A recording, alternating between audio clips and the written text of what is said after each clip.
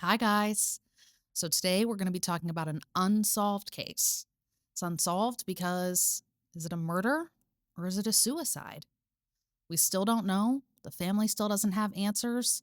And the more you find out, the less you understand about this case. So many weird details. So, stay tuned to see if maybe you can put it together better than we have, better than the detectives have, better than the family has. Somebody's got to break this. Dun dun dun dun dun dun dun. Hello, everyone. Hi. We're in our new crime case place, which is the same as the old crime case place, just in a different spot of the room. Right. But look at us. We're in this new place, and look what we got. Tapestry. We got Look at this. our logo. Our little two peas in a crime pod logo over here. I made this. If Courtney you couldn't tell by made how this. incredibly technical and wonderful it is. My friends are like, you made that logo, didn't you? I was like, fuck yeah. Because it's very right up my alley as far as artwork goes. But I was like, Mom, look, when it's blown up like this, though, you can really see I gave you brown eyes. And I gave me blue eyes, and we have a little bit of lipstick. It's hard to see in the little tiny logo, so. It's very nice. I love it. Yes. So look at us, and we are our new mic stand, new mics. We're on Same it. old bitches, though. Same old bitches. So yeah.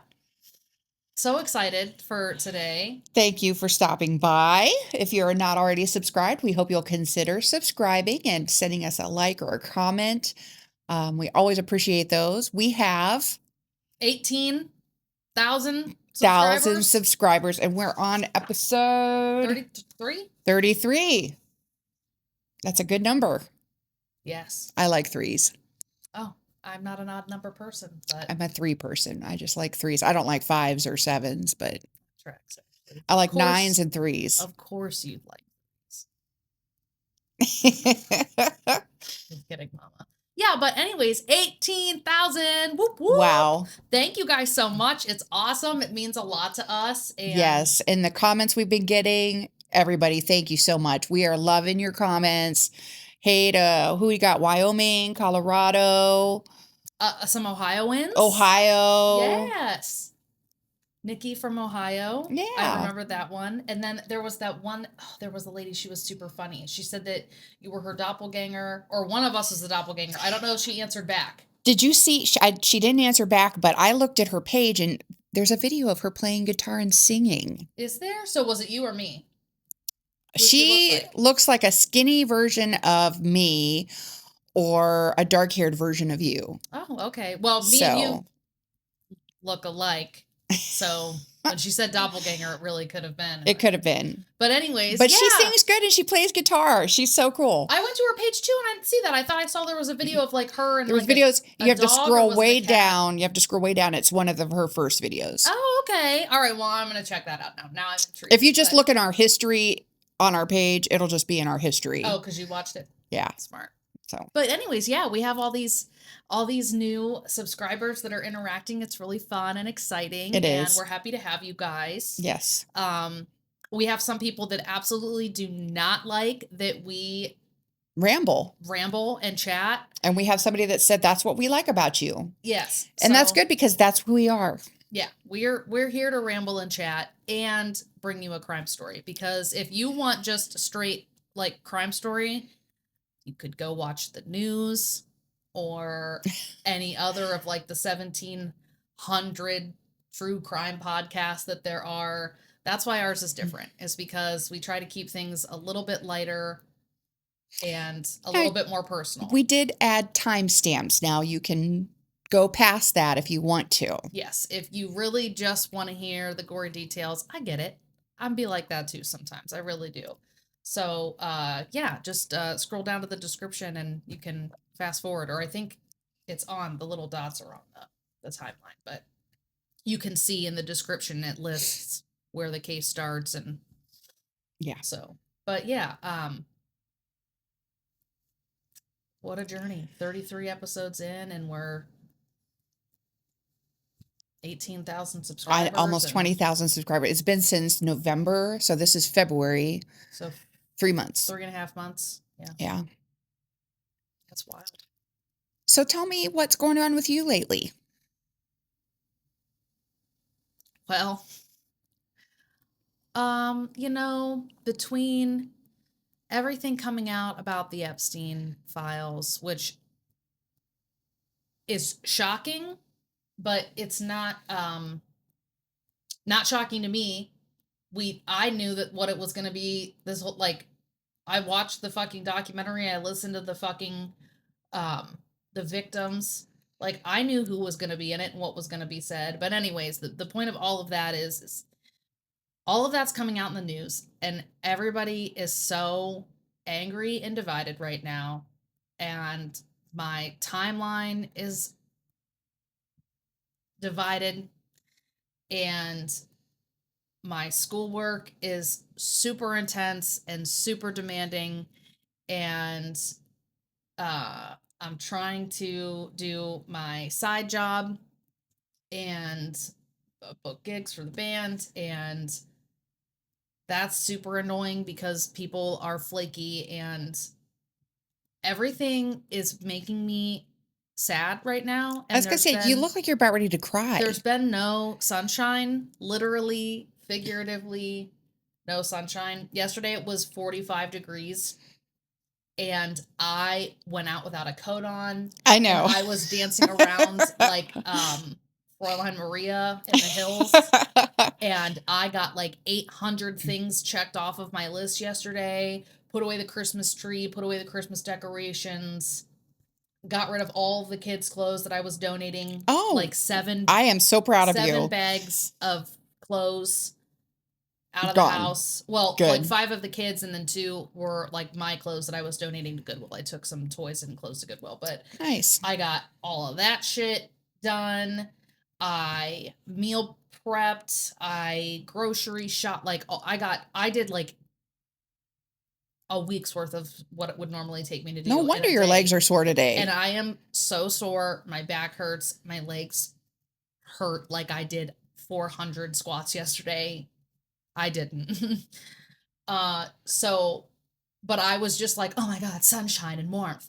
And I was texting my friend who's from Australia, and I was like, oh my God, like, we're, um, he's in a different area, obviously. So I was like, it's 45 degrees here today, and I feel unstoppable. I feel like I could move mountains, I could do anything. And he was like, 45 degrees Fahrenheit? Because isn't that like still cold? And I was like, yes. But yesterday it was -5. And so comparatively, it's pretty fucking warm. Right. It's don't wear your jacket warm. And you're not wrong, because if it was summertime and it was 45 degrees, I would be in a fucking parka shivering, like windows up, heat on. Right. Yeah. But I was like, no, in the dead of winter and February, when it's been negative and wind chill and all of this, it felt like a fucking beautiful, beautiful spring day. It did. Um, It did for me too. He was like, oh, okay, I get it. It's a fucking like a 50-degree jump, like a 40, 45, 50-degree jump. Yeah. So, but yeah, I was just like, she's a maniac. I was doing so much yesterday. I'm paying for it today. My poor girl. Anyways, I'm just feeling like, I'm already medicated, and I'm having a hard time getting out of bed every day. I'm like just laying there for extended periods of time, telling myself, like, Courtney, you have to get up. Like, you have to go do something. So I don't know. Just seasonal depression. Little of that seasonal blah. Yeah. I think this happens every February. Every February, I'm ready to, like, January, February, I'm ready to be like, do I really want to be around anymore? Oh. Do I want to keep doing this? No, not really. Do you know I bought one of those lights? Yes, vitamin you gave D. it to me. It's in my room. Oh, okay. I had one. I was using it for a while. No, you didn't. Tim gave me his. Tim gave you his. Tim gave me his. Okay, Because because I took it to the office. I 'Cause this had happened mine last when year. we weren't talking, and my counselor suggested it because I do get the seasonal depression too. Yeah. And I was faithfully sitting with it on my face for 15 minutes. It did nothing.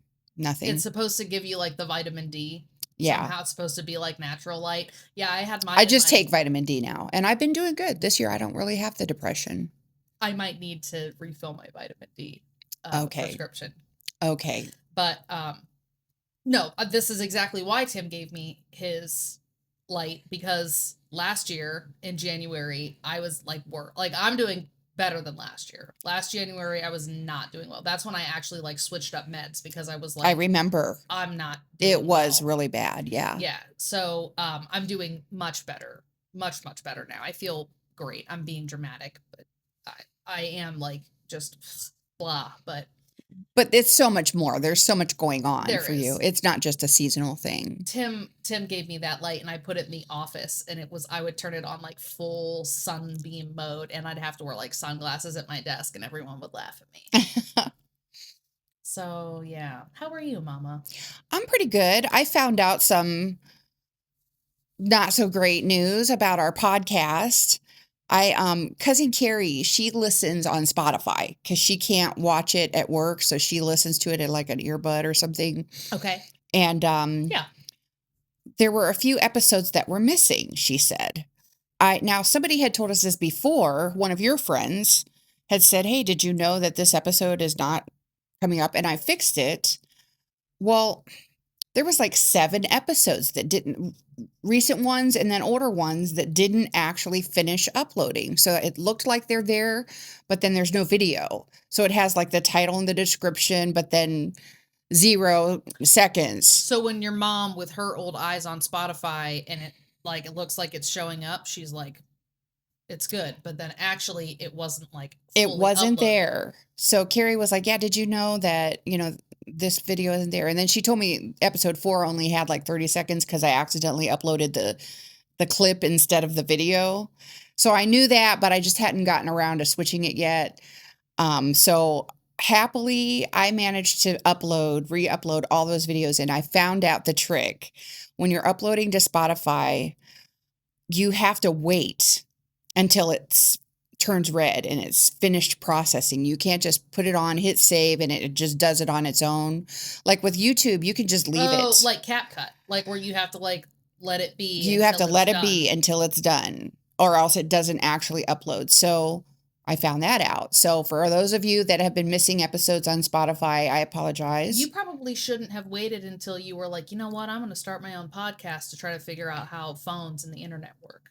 You might have, I think you did it out of order. It's kind of like they say, if you wait until you feel like having a baby, you'll never have one.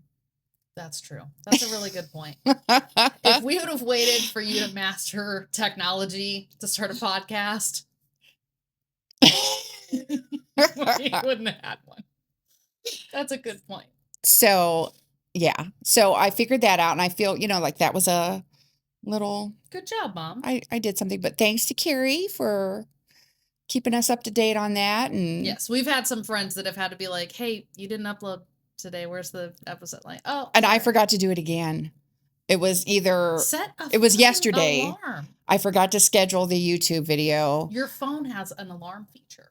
I can't believe I forgot. And you can even you only have to do it once. You can even just go in and put upload, name it, and then put it, I want to hear this every day at 10 a.m. on Tuesdays and Thursdays and Saturdays. I know, but YouTube actually has I can schedule it. Yes, I know, but the at other 4 ones a.m. don't. And I forgot to do that on YouTube. You forgot to even schedule it? Yes, that's what I'm saying. Because I do have a reminder on Tuesdays, Thursdays, and Saturdays to upload for Apple. Because Apple, you have to, you can schedule Spotify and you can schedule YouTube, but you have to hit manually publish yeah. on Apple. So it's there. And then I was like, oh no, I forgot to upload. Oh, drats. YouTube. So, I'm just a little scatterbrained still, but I'm trying to get on top of it. At least I started remembering to insert my page number on my script so I don't have to write it when I'm going through and editing. So that's a big deal for me. Yeah, there you go.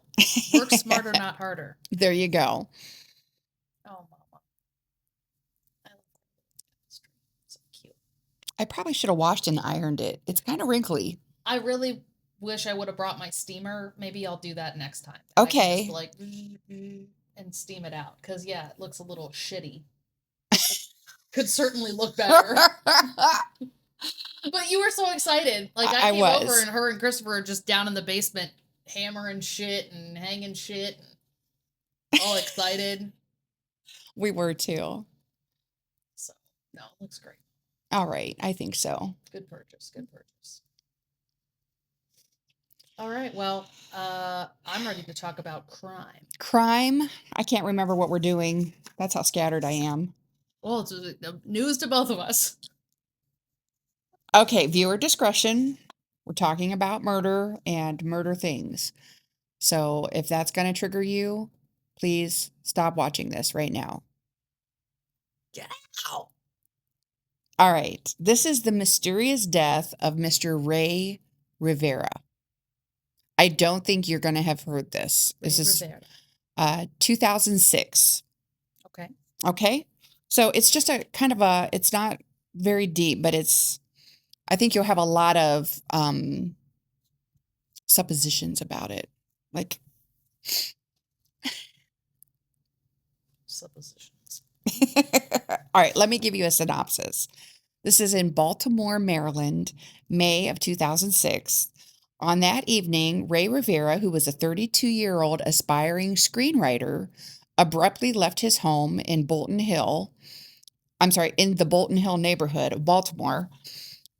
And then less than a week later, his body would be discovered inside one of the city's most iconic landmarks, under circumstances that remain deeply contested nearly 2 decades later. Huh. Okay. So aspiring writer Mm-hmm. up in bolts, Mm-hmm. found dead somewhere popular. Yep. Okay. I've not I don't think I've ever heard of this. All right. And I was in Baltimore recently. Not that that means that I would have heard of it. I just meant that I started talking halfway through a thought. The thought I was having was, "Oh, this is ironic because I was just in Baltimore not that long ago." And now we're doing a case on it. Irrelevant to the story. You might have Irrelevant to the been plot. you might have been at the hotel. Maybe this is the hotel that I stayed at, and that's why it was Maybe. so fucking sketchy. Could be. I'll show pictures of it and you can tell me. That would make more sense because Was it like a Renaissance historic hotel? it looked like it older. It might have been. It was the rooms were refurbed, but the building itself was older. But now probably there's a lot of there's a lot of fucking hotels in Baltimore. There's a lot. Okay. Yeah. No, I just couldn't get over the homeless situation in the downtown area. That's so sad. It was very sad, and for me being not from there, very sketchy because I don't know. Like I know Canton where we live has a homeless population. Yes, we do. Like, we have a lot of A lot of people walking around with. It's like there's like the Carhartt guy, and like we know them, and we know which ones are gonna come up to you and like try to get money from you, or which ones are just gonna like leave you alone and like so you're not as uncomfortable. But in a new city, like I don't know which of you is gonna be like, got any crack? I don't know. You know? Yeah. Yeah, it was just sad. It is. Really getting hit hard by the economy, the struggles, the inflation, housing crisis, all of the things. You can just tell. Like it was. Well, same thing when we drove through DC in December. Mm-hmm. We were like, "There's the White House," and then we went like 2 blocks, and there was just Hoovervilles, if you will, homeless camps, like Tent City. Tarps against built. Yeah, like a stone's throw from the fucking White House. Like just wild. Like that is wild. Yeah, you just feel bad. Times are tough. It's insane. So, anyways, All right, well, let's find out about Mr. Ray Rivera. He had recently moved from California to Baltimore with his wife, Allison Rivera. People close to him consistently describe the marriage as loving and supportive and stable and forward looking. okay. Friends say Ray and Allison were affectionate and emotionally close, and they were actively planning their future together. No reports of any kind of infidelity or any major conflict or domestic dispute or financial fights, the typical stuff that you might find going on in a marriage. Okay. They were just happy, just living life. Sometimes I wonder how people, well, that's not true. I don't have to wonder.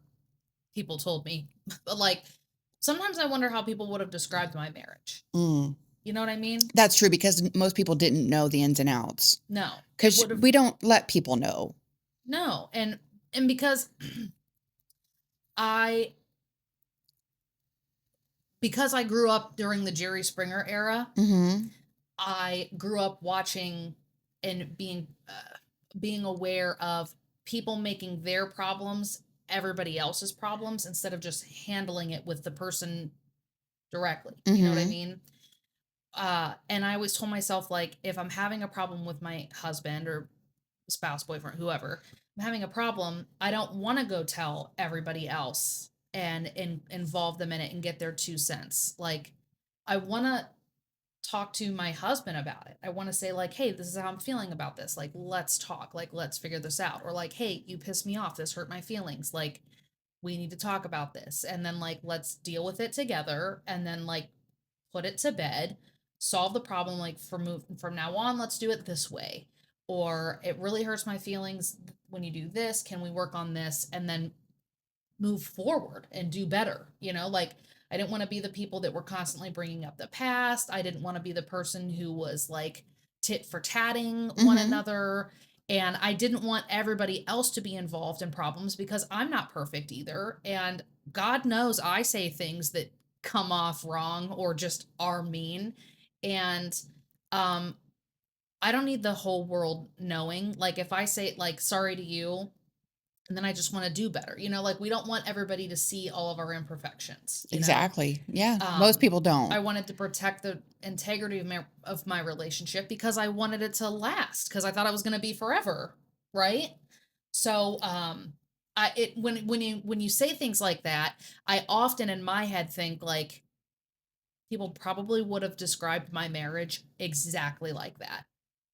I was always planning for the future. I was always thinking 5 years ahead. I was always pushing That's forward. We were true. always working together. We were always Yes. together. We were always doing everything together. Hmm. And It seemed really good. joking I was and really shocked you when you let weren't. me in on some of the truths. Yeah. So, but yeah, like there was hard times. I didn't focus on them because I wanted to be happy. I wanted things to work. Like I was trying not to focus on the bad things because like I said, I wanted it to be forever. So how do you want to spend your forever? Feeling like shit and being miserable and sad or like making the best of things, compromising, um focusing on this instead of that, you know what I mean? Like Yeah. and then you add in kids and you're like it's not even just about me anymore, it's about my kids too. And so yeah, you let a lot of shit slide, you don't say stuff. It wasn't until the very end that I started saying some stuff. Yes. Um But yeah, no, for most people that knew us, Oh, they wouldn't have had a clue. no, and they didn't. People were like, what? Yeah. Like you did what?" Like it was shocking. Hmm. So, I don't know. Every time cuz we've had lots of stories where you say like, by all accounts they were happy and they were and it just always makes me wonder. Like you never really know That's true. what's going Even if on. you're family, you might Yeah. not know the real deal. Especially like my family. I really wanted my family uh not to think everything was great. Like I wasn't trying to manipulate or deceive my family. I was withholding certain things. You know what I mean? Like, just leaving them out of like the story. Yeah. I guess that is kind of I guess that is exactly what manipulating a Yeah, situation but it's is. just, I But think your intent was just not to worry anybody. yeah, Not so much that you were trying to paint a picture that wasn't true, but just you thought you could deal with it and you didn't want to worry anybody. And then we started talking again. And when I came in, I just thought your life was amazing. You had this amazing home. He had an amazing job. You were the stay-at-home mom. You were doing all the cheerleader stuff and the I was acrobat doing the stuff, PTO. I was running PTO. the entire You were fall doing that fall festival. festival, and it was so amazing. I mean, you were really mom in it.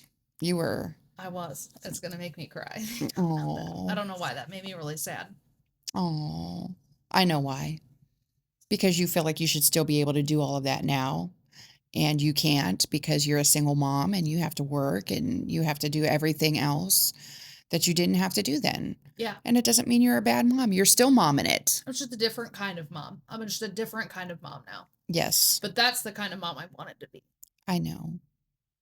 Do we need to take a minute? No, I'll be fine. I don't know why. I just I think we can all cry. I think we all, when we talk about past things and life changes, time changes things, and, yes, it does. you know, It really do be like that sometimes, guys. But anyways, um, yeah, you came in to this. I mean, at that point, yeah, it just seemed we ideal. were Your life seemed completely ideal, established, and we were like living like that like American dream. Like he got the great seeming job and so. promotion, Yeah. and we were living in my dream home. But My there dream was, home. yeah, it was her dream home. There's just stuff that was going on that nobody knew about.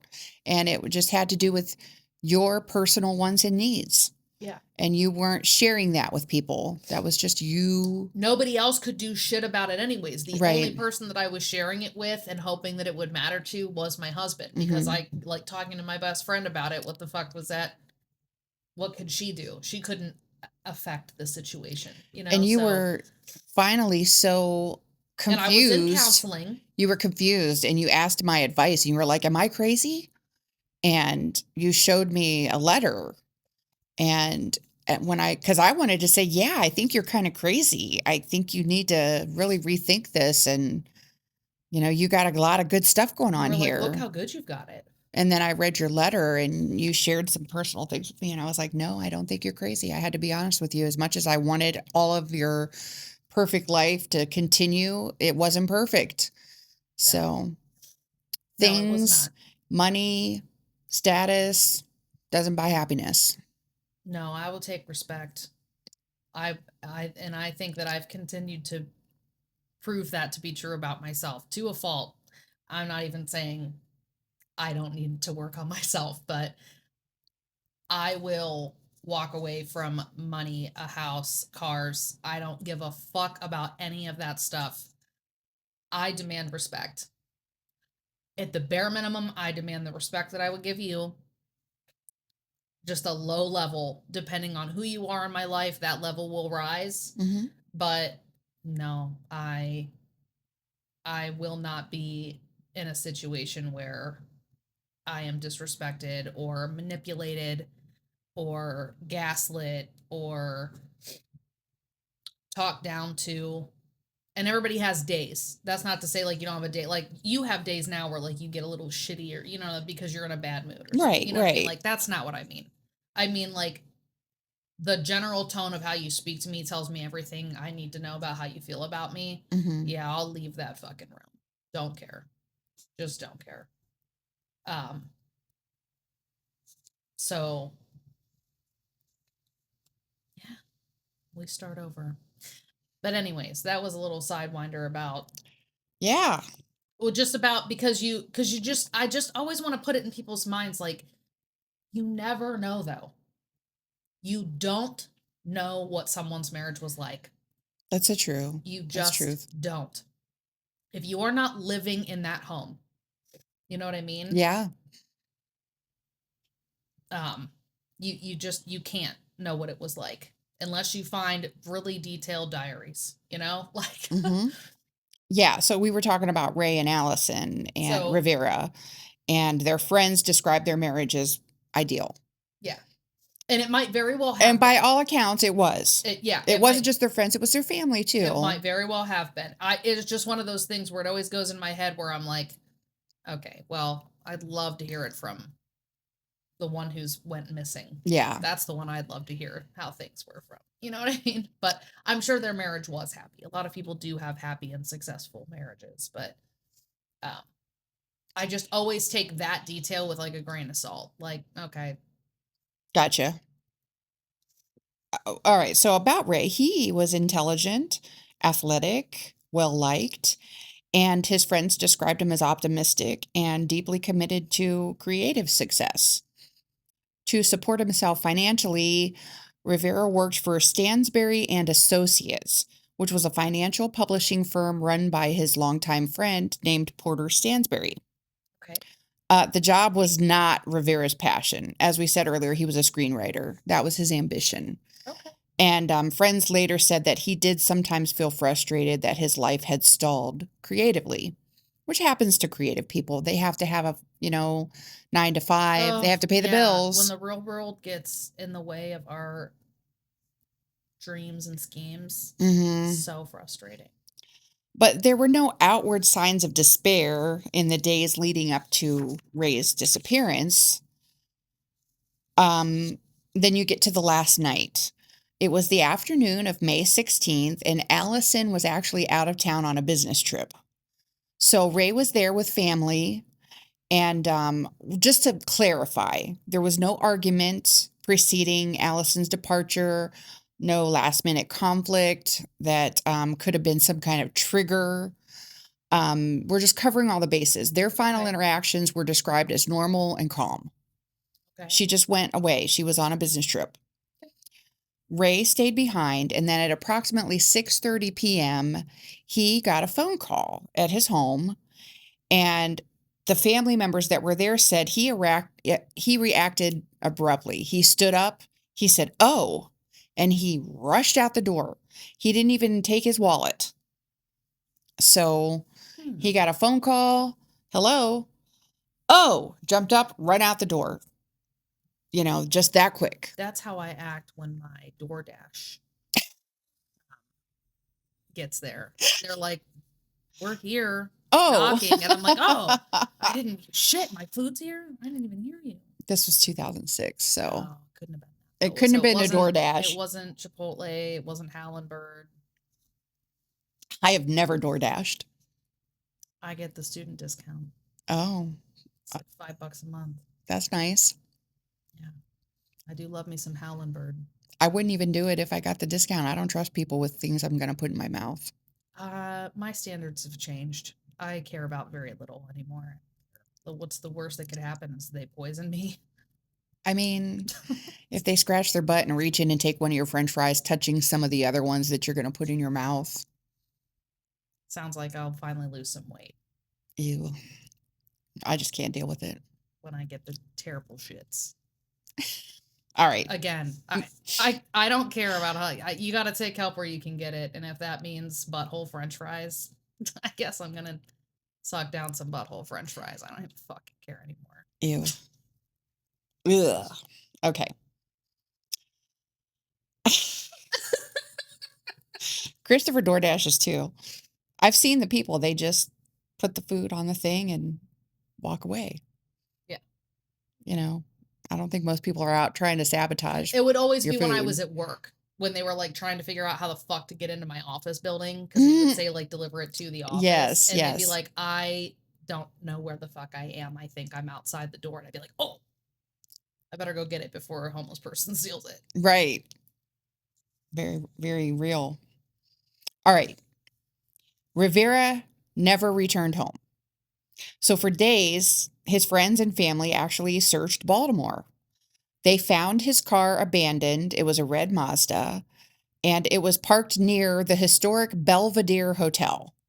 Is that what the hotel you stayed in? I don't know. I'll Google it right now. It was a luxury building that once housed celebrities and politicians. and no one had any idea why he would have gone there. Is that the place you stayed? It kind of does look like it. I need to see the front door. Hold on. What is it? Wow.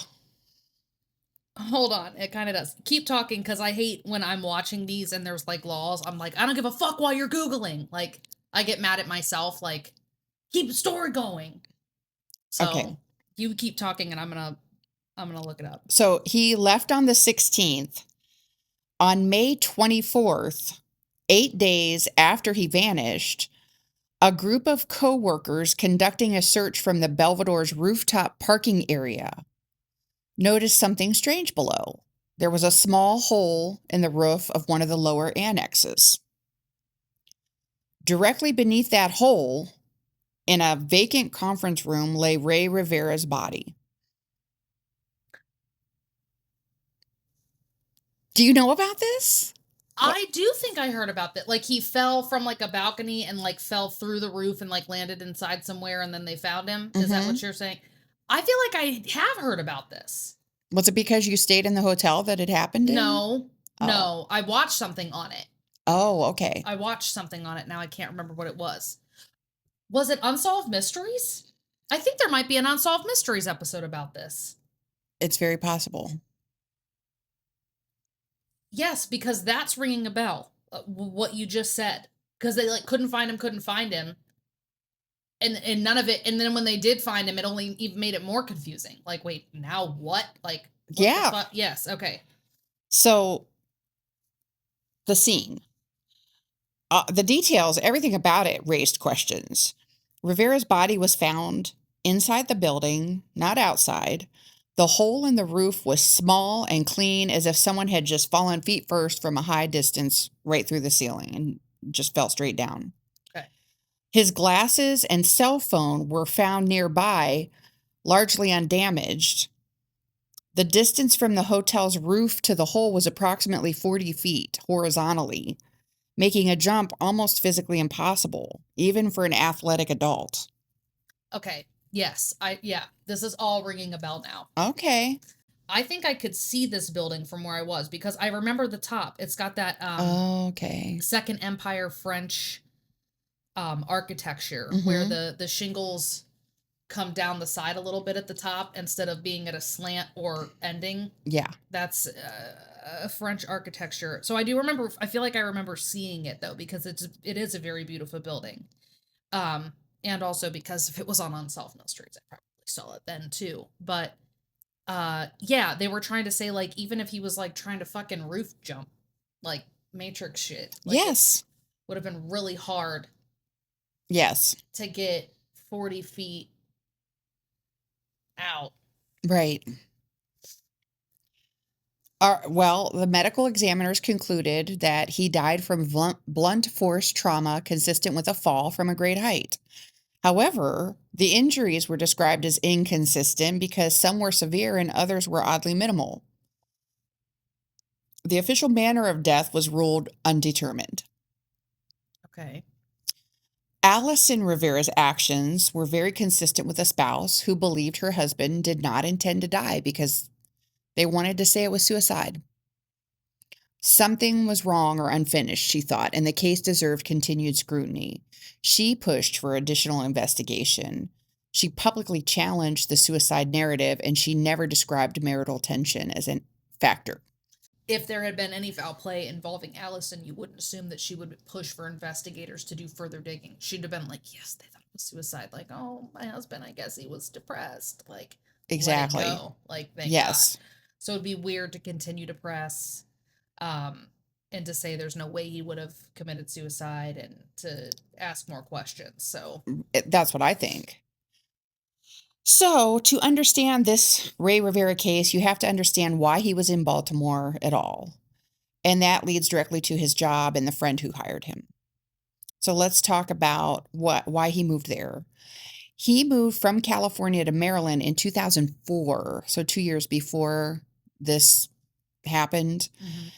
It wasn't for Hollywood or screenwriting opportunities, it was for stability.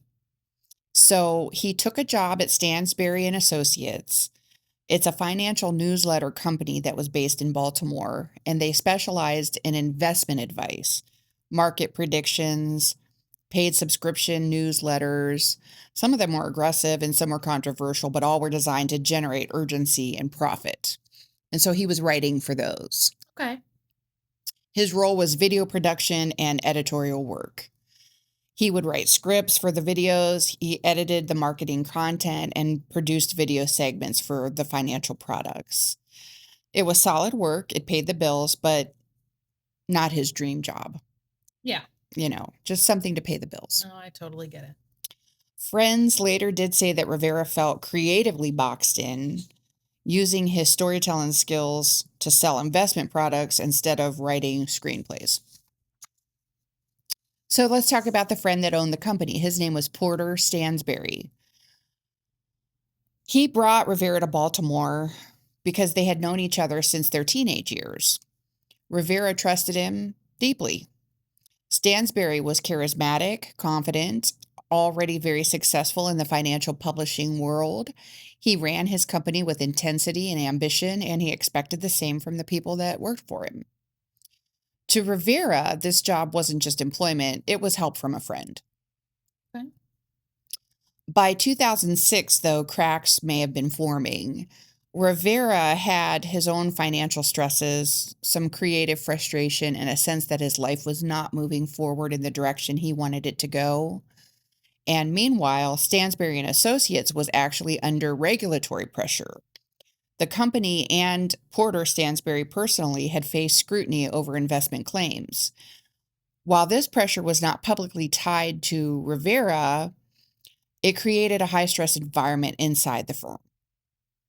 People close to Rivera later said he sometimes felt undervalued, excluded from higher level discussions, and uneasy about the tone of some work that was being produced. Okay. So, the phone call that night that he got, on that night when he vanished, the last known phone call he received reportedly came from a number associated with Stansberry and Associates. Okay. The call was brief. Rivera acted urgently, rushed out of the house immediately, and never returned. So, police have never publicly identified the caller. But after Rivera's body was found, Porter Stansberry immediately got legal counsel. Then came the moment that continues to haunt this case. He instructed the employees to not speak with police or media. No interviews, no speculation, no cooperation beyond what was legally required. And the company just said this was standard legal advice, not an admission of guilt. But to Rivera's family, the silence felt cold and suspicious. Do I understand protecting a business and trying to separate a business from Especially when it's a financial a business. murder? Yes. Mhm. You still have to protect every salary of the people working for you. You don't want your business name that sounds like already some shit was, being Right. scrutinized because you were making risky claims like, oh, it might be a good idea to invest in this, and then that didn't pan out, whatever. Yes. I understand being business oriented and wanting to separate, but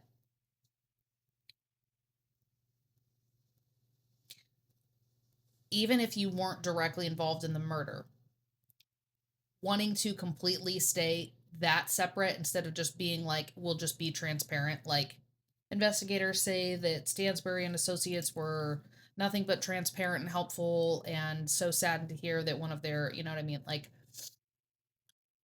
if you feel that you can't be transparent and that you don't want to say anything, it does just come off like, why? Mhm. Even if it's not about Ray, it's like, what are you worried about? Like, Yes. what's worrying you then? It just comes across as Especially because they were and friends. especially because they were friends. Mhm. Yes. So his wife is probably like, "You're not talking to me. You can't even tell me who his number belongs to, what's going on with that, what the call was about." I Yeah, mean, what did you have him doing? What was he doing that was The really interesting thing is that You're dealing with despite, money. You can't rule out anything. I guess not. When you're dealing with people's investments and money and stuff,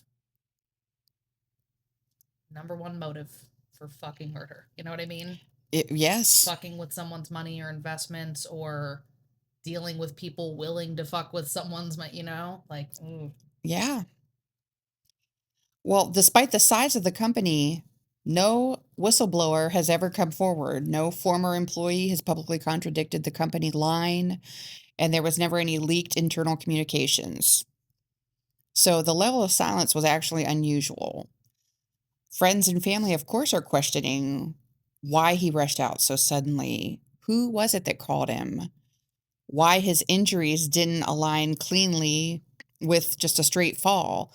How he could have accessed the roof unnoticed, and why his belongings showed minimal damage, the glasses and the phone. You didn't say that yet. What? The glasses in the phone had been. I don't think you did. Did you Yet say they that were already? found nearby and minimal damage.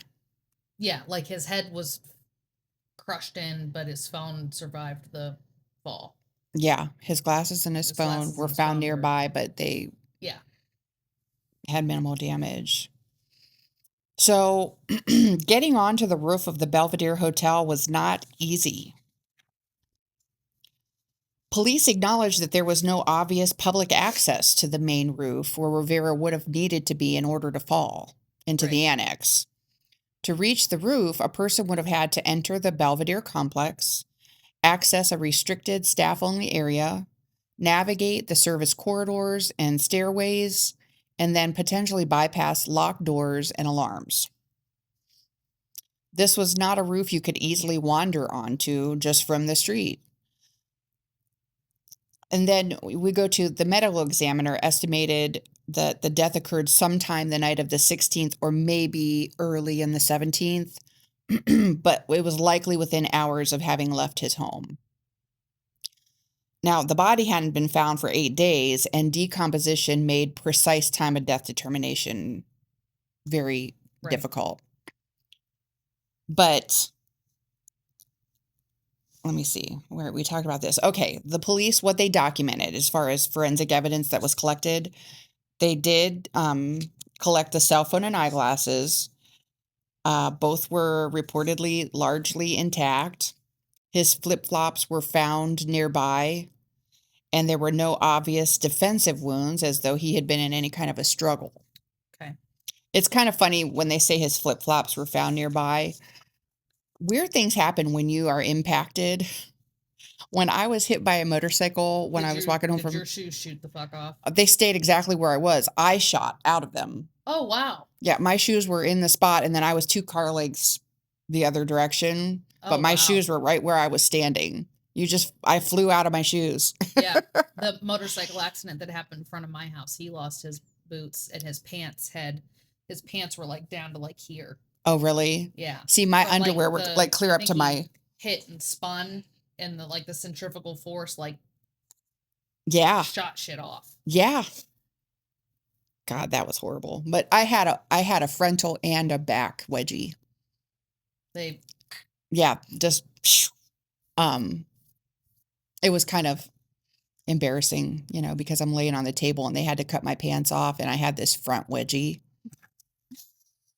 That's what I would have been thinking too. I mean, My legs are all mangled to fuck, ankles broken, tibia's broken, and I'm both like, knees. oh Yeah, I god, I had got this a huge camel toe. wound and it was a camel toe. I was 14.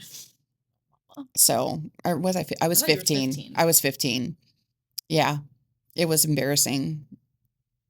Yeah. And I couldn't figure out why nobody would pick it out. But of course, who's going to be like, I noticed that your lips are, hanging outside of and let me just pull this out. And no. And I couldn't say, could somebody please pull my underwear out of my crotch? That's the difference between me and you. But I was afraid to move, or I couldn't even pick it out myself because I was afraid to move because they told me to lay very still in case I had a spinal injury. Right. So, Yeah, I'd have been like, hey, I'll be still, but somebody's got to dig that shit out. yeah. Because starting to rub. Not in a fun way. Right. It was embarrassing. No, they were all just doing their thing. The doctors checking my knees and fiddling with my ankle and Yeah, trying to assess if you'd ever walk again. right. Nobody gave a shit about Mom my played chicken with a motorcycle one time and lost. I did lose. Womp womp. Moving on. You fly out of your shoes You when fly you out are of your impounded. flip flops when you fall off a building. There was no physical trace evidence like prints, fibers, or blood that was documented tying him to the roof.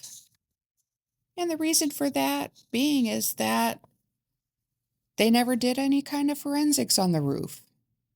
They didn't do any testing. Nothing was ever done. Hmm. Were they just real busy, or? I think they just thought that he jumped. Oh, And because it was ruled a suicide? they rolled it. I thought it was undetermined. It was undetermined. But they didn't do any investigating.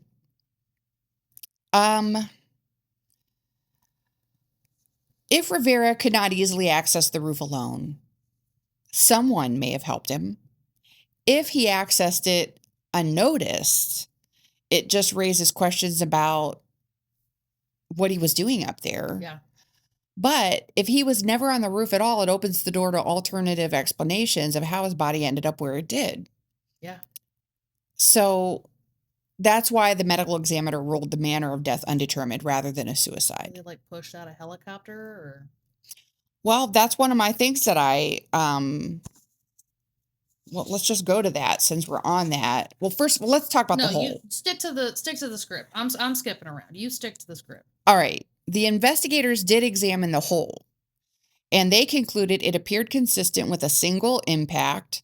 The size suggested a feet first or near vertical descent, but no public report details any material transfer like was part of his clothes on the debris. Right, like it snagged a shirt or something, like there was fibers or. Yeah, there were no tests that showed any of that, any fibers embedded in the roofing material, and there was no independent reconstruction of how it could have happened, like how he could have fallen off the roof or jumped. 40 foot and then landed feet first. Right. So, the autopsy. There were extensive internal injuries, but they were inconsistent and uneven. Like, some of them were really terrible and some of them were not that terrible. If I'm remembering, I want to say that it was something like it was more consistent with him hitting water or something like that, or they they were trying to figure out how like certain parts of him were so badly hurt but other was not, and what a fall would have had to look like in order for it to look that way, or um And basically, they were baffled as to if it was truly a fall. It doesn't match up with his injuries. yeah. The toxicology report was negative for any alcohol or drugs. So the roof was never fully forensically established as part of the event, even. Rivera was either on the roof, but evidence was missed or lost, or he accessed the roof in a way that left no trace, or Rivera was never on the roof at all. Yeah, like what about the door knobs to the entrance and exits to the roof? Like, was his handprints on them? Like, I'm guessing that roof isn't accessed a lot, you know? Yeah, Yeah. there was no Right, investigation. right. So could he have been dropped from a helicopter? That's the first thing I wanted to know. There's no evidence that a helicopter was involved. The scenario is extremely unlikely because Baltimore is not remote airspace. In 2006, helicopters operating at low altitude over downtown Baltimore would have been logged, heard, and noticed. Yeah. Police, medical, or news helicopters all had flight records. Private helicopters still required FAA compliance. There is no flight log report or witnesses placing a helicopter near the Belvedere Hotel at the relevant time. Yeah, and you would think that even if somebody, because if I'm about to commit a crime, I'm not gonna call into the FAA like, "Hey, I'm about to take up some airspace," like, I'm just gonna fucking go, you know what I Right. mean, and pay attention. But, that's dangerous, that's hard to do, and if you're at all low enough to drop a person out with any accuracy, or maybe they weren't even trying to be accurate, like, somebody would have been like, "Yeah, there was a really, like, low flying helicopter," Mhm. or if it wasn't low flying, it was, like, up pretty high and they just dropped him, like, wherever, and that's just where he happened to land. Wherever he landed, he was gonna have extensive, like, every bone in your body crushed Yes. injuries because you were dropped from such a high fucking Altitude. altitude, Mhm. and it just didn't make sense. It Right. was like if he was in a helicopter, it was just hovering just above the building. Right. That's where it would have had to be to Cause the injuries it did, and then still, it made more sense that, like, weren't the injuries, like, his head and, like, upper body, but they kept saying that it was feet the first. hole was feet first? Yeah. So then how did he get all the injuries to his head and, like, not any to, like, his feet and legs? Yeah, and, like, it still doesn't make sense. So, yeah, no one reported hearing or seeing a helicopter hovering over the around the hotel that night. Um, Also, to drop Ray Rivera from a helicopter would require at least 2 trained operators, physical restraint or incapacitation of Rivera, no witnesses, no noise complaints, and no radar or flight records showing that a helicopter existed in that area. Yeah, and if he there was no, defensive wounds either. Right. If there's no defensive wounds, you're not telling me to get out of a fucking moving helicopter without me putting up some sort of a fight. And if I'm incapacitated and you push me, your your body weight is you're heavier on top than on bottom. You're gonna fall like It's proven that people actually start to spin or tumble.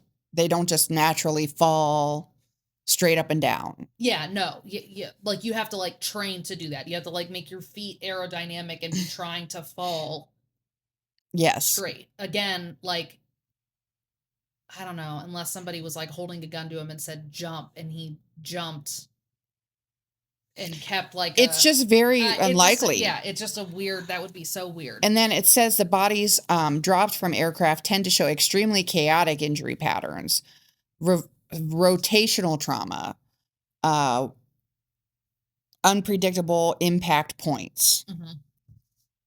His injuries were severe but not consistent with an aerial drop. The hole itself was relatively small. The trajectory appeared mostly vertical and the impact location was precise. So, could his body have been thrown off the roof? Yes, it is physically possible. But the thing about it is Ray Rivera was 6'5", about 240 to 260 pounds with an athletic build. Big So guy. he was a big, strong guy. So you're gonna Um, need a couple of guys exactly. holding arms and legs and like heaving him. Yeah. They'd have to be holding on one arm and one leg and have to have swung him out, swung him high up in the air so that he went 40 feet out, but then Dropped. came straight down. Yeah. I mean, Or that takes like quite a 10 feat. like a sheet like launched him. Yeah, A fucking catapult. that's exactly what, was deduced is You're talking that, about like a whole group of like mafia big mobster looking big guys throwing a giant man. yeah, the biggest problem with that is that thrown bodies don't just fall cleanly. Yeah, no. It's typically going to rotate, hit edges, impact Yeah, he's awkwardly. gonna be moving and trying to like, or nobody's just like, well, I'm getting thrown. Yeah. It's going to produce a messier, wider debris fill. Unless he was asleep. But I don't know how you stay asleep. If his toxicology was clean, then he It's wasn't sleeping. somebody had to evidently. get him up somewhere. He's a big guy. It would have been noticed. Yeah. It just seems very unlikely Now, that. yeah, that scenarios we're talking about at least 3 very large men. Ray's 6'5", so you're gonna need 2 big boys Mm-hmm. at least that could Yeah. toss him. And it's not easy to like throw people. Like that's not No. easy to do. Right. I'm not saying you couldn't do it, but I'm saying it would be hard to get it 40 feet It out would. from the building. And then have him land straight up and down. If you're yeah. throwing him hard enough that he's flying 40 feet horizontally, then how did he vertically Like all of a you sudden said, fall you'd have straight to, down? like, take it like head, feet, like, ready, 1, 2, 3. Like, it, Yeah. that's not how, that doesn't work. Not how. So also I looked into, was it possible that he was doing like parkour jumping rooftop to rooftop? Hardcore parkour. Yeah. I think I skipped over that That's how part. that's how he felt alive. Well, I don't know where it is, but I this won't be exact, but it was something about Olympic jumpers. Mhm.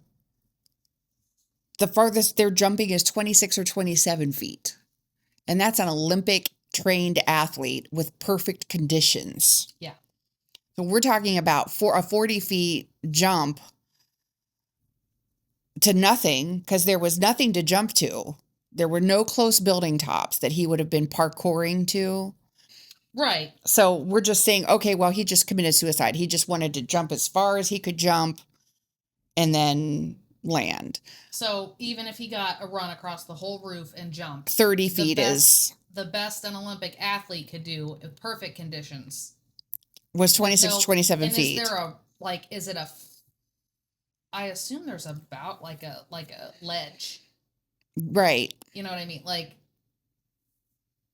which is going to even impede if we you. put him at the same as an an Olympic athlete, 26 feet.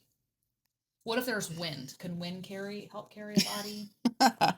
I would still give it 5 feet. Not unless you have wings. Of help for like if you were like, take me, wind. Like I don't. Yeah, you're not a kite. No, this is a 240-pound guy. No, he's just gonna drop. Yeah, I mean, so all of that is strange in and of itself. But now let's really talk about the strange part, because we haven't even got there yet. This part. If you actually know this case, then you probably remember the notes they found. I'm sure I do. It's like I said, I swear to God, this is a Unsolved Mysteries. The newer, Unsolved Mysteries came back out again. Like, since I've been living in Perry. Okay. I think there's 3 seasons now, 2 or 3 seasons, or maybe I'm behind. Maybe there's more. But I was caught up. I wasn't aware that it's back out. They put some back out. Okay. And they're newer. I'll have to cases because there if was I ever find time to watch TV again. Yeah, I love that. Oh no, it's terrifying. That like literally immediately like I didn't take my heart medication today, and that will give me a heart attack. I swear to God, I hate that fucking and that guy's voice. Today's Unsolved Me is so creepy, scary. Okay. Yeah. So that show used to scare. That used to be on at Grandma Ann's, and I'd spend the night over there, and then I'd have to walk up those stairs to go up to bed, and I'd be like, and there was the little door at the top of the stairs that led into like the crawl space closet. Yeah, and the windows and I'd be like, just run, like, oh, that fucking show scared me so bad. But anyways, it came back out. I'm living alone, and I was like, yeah, let's watch this and about more mysteries and murders going unsolved and scare myself. So I'm pretty sure that that's where I watched this, because they show the top of the building, they show where the hole was, they show like how would you have gotten all the way over here, like it's not close, and they go through all of the parts of this. So I know that the note was in it, but I can't remember. Okay, well, let's talk about the note. Days later, after they found him, they found taped to the back of his computer, his desktop, a 3-page typed note written in tiny font, and the content was very cryptic and rambling. It was a mixture of movie titles, philosophical statements, references to secret societies, mentions of quote unquote the game, and names of colleagues and acquaintances.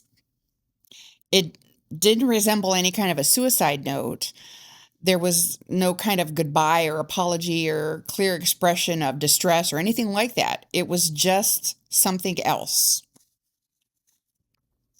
Experts who reviewed the note disagreed on its meaning. Some suggested delusional thinking, while others said it could resemble creative brainstorming because he was a screenwriter.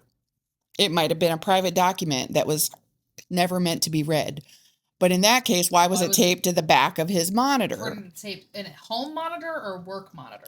A home working monitor, his office, his home office. His home office. Mm-hmm.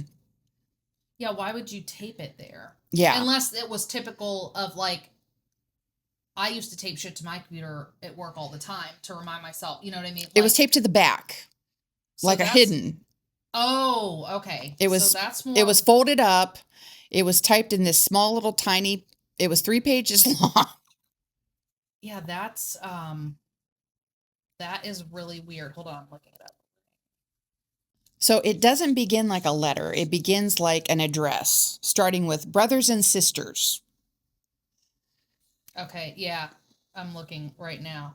It was Unsolved Mysteries. There's the note. They're showing how it looked, what it said. Yeah, it was very weird.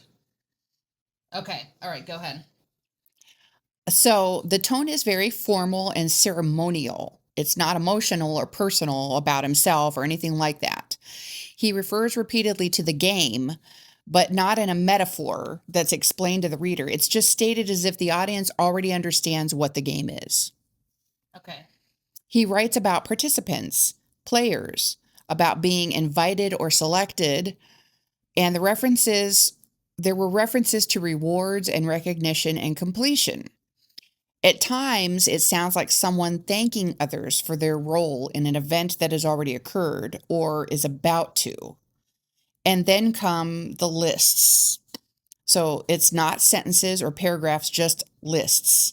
And what he's listing is movies, not random movies, but films centered on hidden worlds, secret societies, controlled realities, or initiation through danger.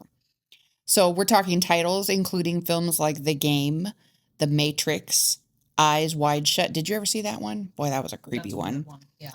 Fight Club, Seven, National Treasure, and The Lord of the Rings. Okay. So many of those involve like a protagonist who doesn't know they're being tested or a journey of some sort, a confusion, a mystery to solve. secret societies. Yes, secrets, uncovering secrets to find like a deeper inner truth.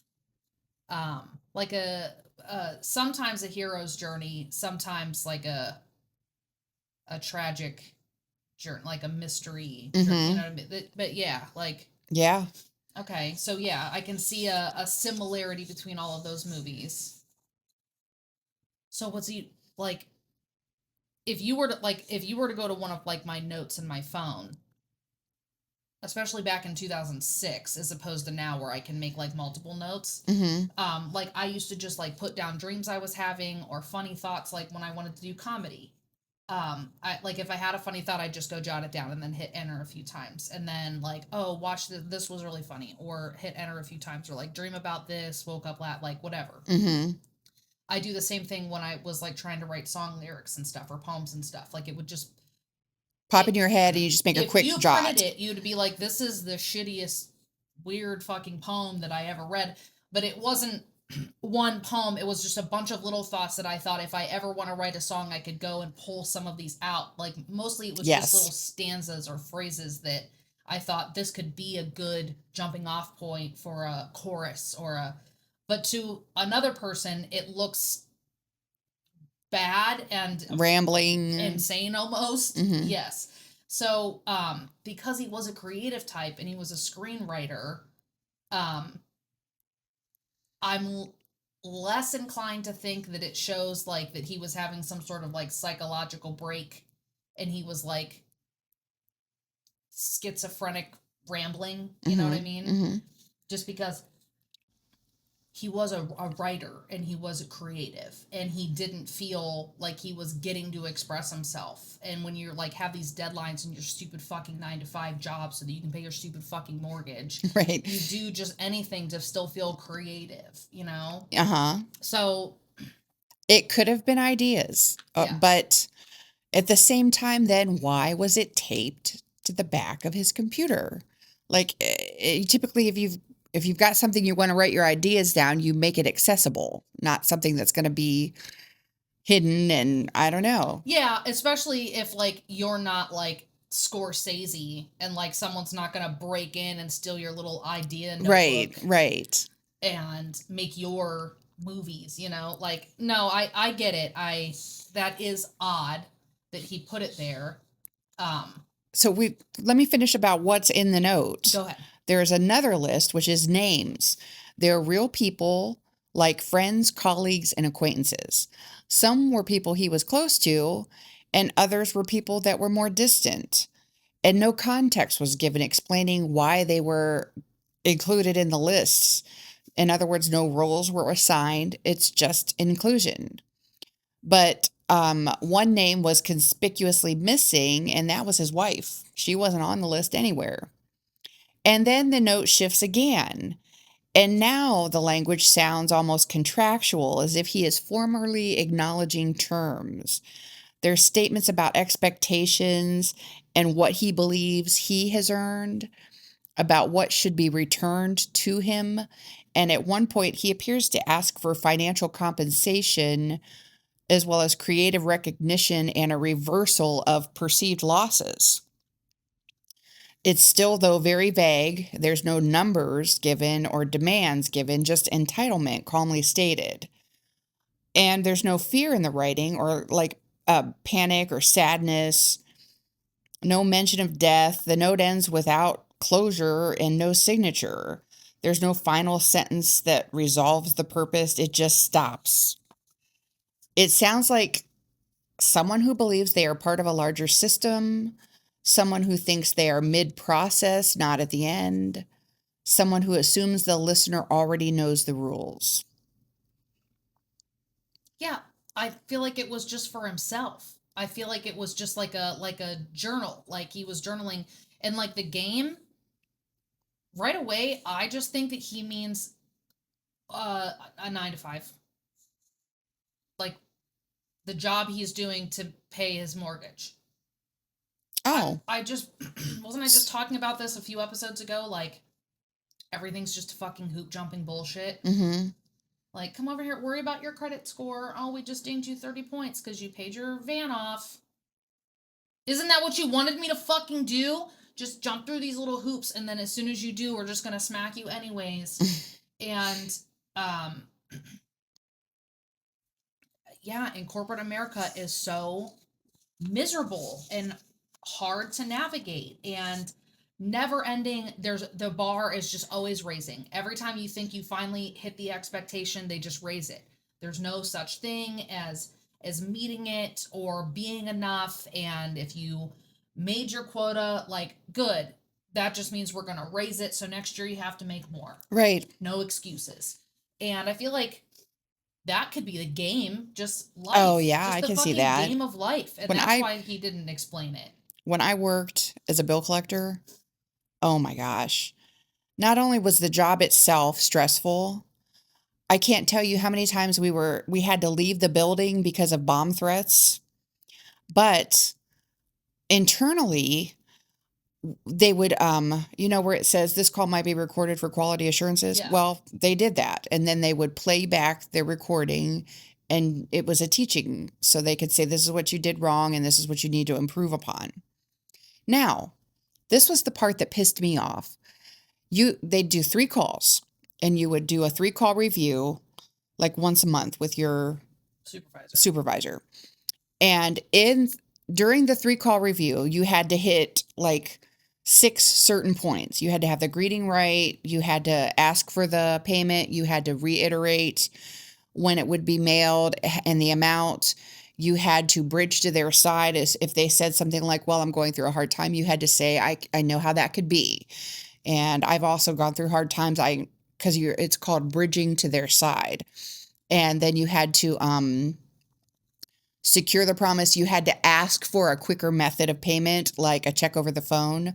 Or if they said they didn't do that, you had to ask for one of those wired payments. Right.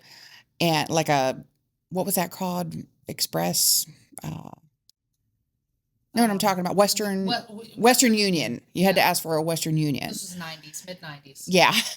So, if you did all of those things correctly and nothing was dinged and you got your payment and you said all the things, guess what they still had to do? Find something to criticize. Yes, they had to give you some way to improve. Yeah. This is what you could have done better, though.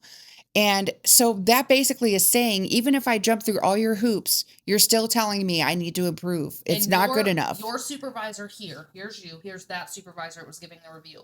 Most likely knew they did a great job. And I really just want to say, like, you're fucking killing it. Keep up that. If you keep doing that, we are all happy. But they know that then when they go to their weekly meeting with the other supervisors at that level and then the higher ups, that they're going to hear, why didn't you give Kelly any feedback? And they could say, like, she jumped through every hoop.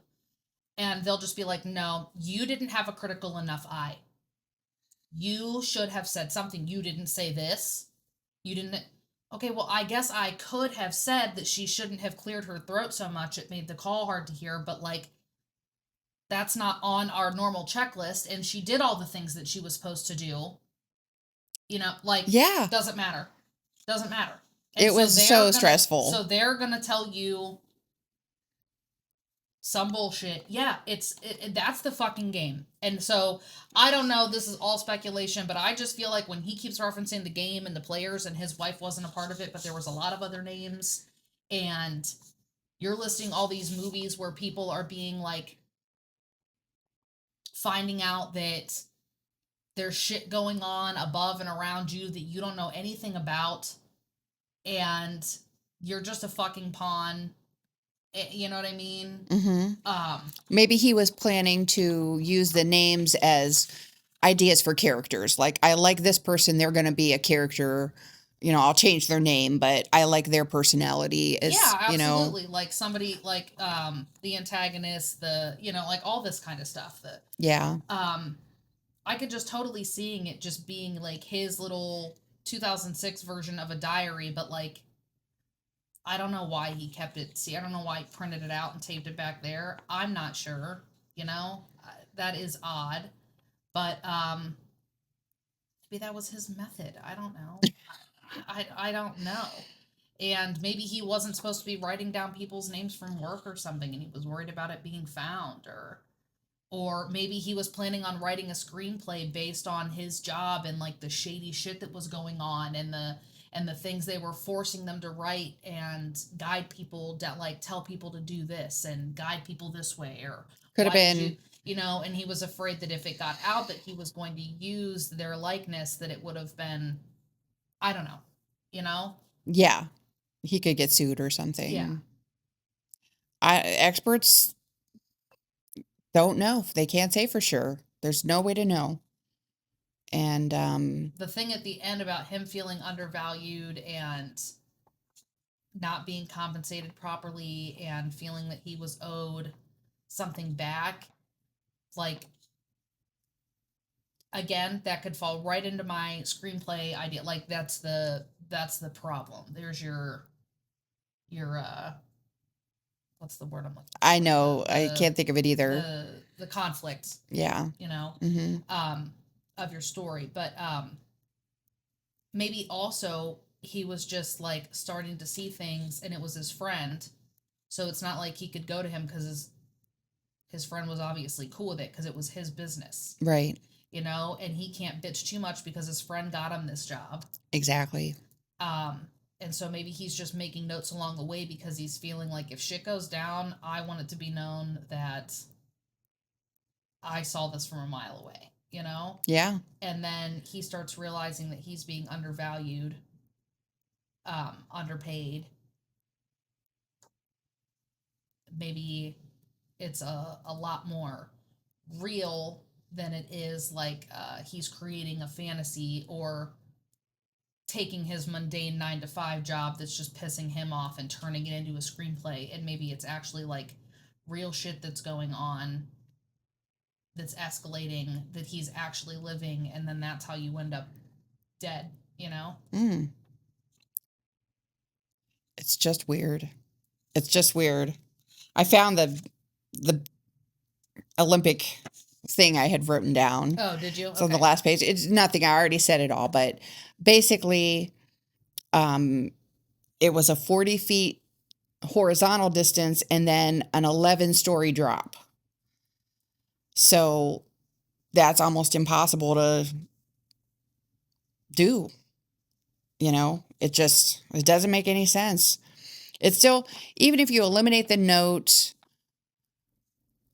it's how did he get where he was? How did he end up there? It's a huge Yeah. mystery. What was the phone call that got him out of the house? Yeah. That's pretty much And it. We've covered everything. why was the company told to be quiet? Something was going on. Something was going on with that company. And money's involved and secrets involved.